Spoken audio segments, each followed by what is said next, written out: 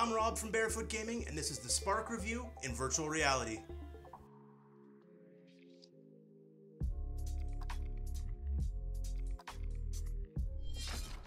So what is Sparc?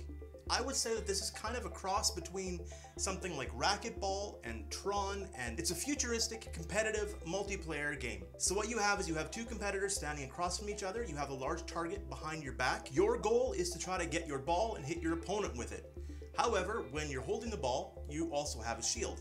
The way the game prevents you from using that as a cheat is you only have the shield once, so you can't turtle up. If they're throwing the ball at you and you shield once, you don't get that shield back until you throw your ball and retrieve it again. It's ingenious. It's a really good way to keep them from just turtling up and not doing anything except playing defense. There are different difficulty settings. So when you're playing on an easy setting, for example, you'll have kind of like these knuckles that you can use. So even when you're not holding your ball, you can punch the ball back. When you play on a higher difficulty setting, what they do is they take that away so you can only use their shields to protect you. Like I mentioned, the only point here is really to hit the other person. However, there is a target directly behind you. If your opponent hits that target, their ball will start moving faster, making it more difficult for you to survive.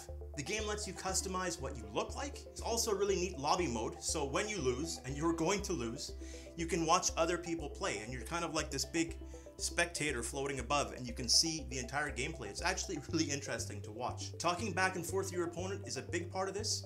I have found in every single game that I have played, and this is available on both the HTC Vive, the Oculus Rift, and PSVR, and it is compatible across all of them. So you could be playing with somebody on a PSVR when you're in your Oculus, or you could be playing someone on a Vive when you're in PSVR.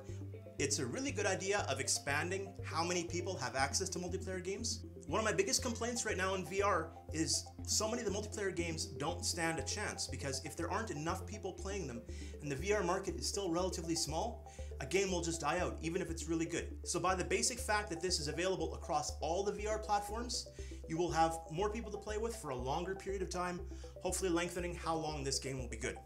I'm not sure what else I can say. You're gonna kind of get a gist of what the game is just by seeing the gameplay that I'm showing over top of this. So I'm gonna get straight down to the review. At $25, how many Tron discs out of 5 would I give this? I would give this a 4.5. This game is fun. Something I've noticed is whether you win or whether you lose, this is something where most people you play with genuinely want to help you. The first 3 times I jumped into this game, the person across from me said, "Are you new?" after I threw a couple of bad balls. Absolutely, I told him I am new, and he started giving me pointers. He said, you know, if you're having a hard time throwing overhand because of aim, try underhand. He said it worked way better for him. It was really good. The game is multiplayer only. The only stuff that you have in single player would be your practice modes. There's a couple of challenges where you can try to beat other people's time, but the meat and potatoes of this game is really the multiplayer, and it is tiring. This thing ranks up there with some of the games that will make you sweat hard. If you spend an hour in here, and I don't know, like maybe I'm not in fantastic shape, but my shoulder was tired, both my arms were tired. I was feeling my chest was sore the next day, my legs, but I had a blast. I would give this a 4.5 out of 5. If you're not looking for something like this, if this gameplay doesn't look interesting, clearly stay away from it. But if you're thinking it might be fun to just get in there and just chuck some balls and just win or lose, have a blast, I highly recommend Sparc. The game looks fantastic.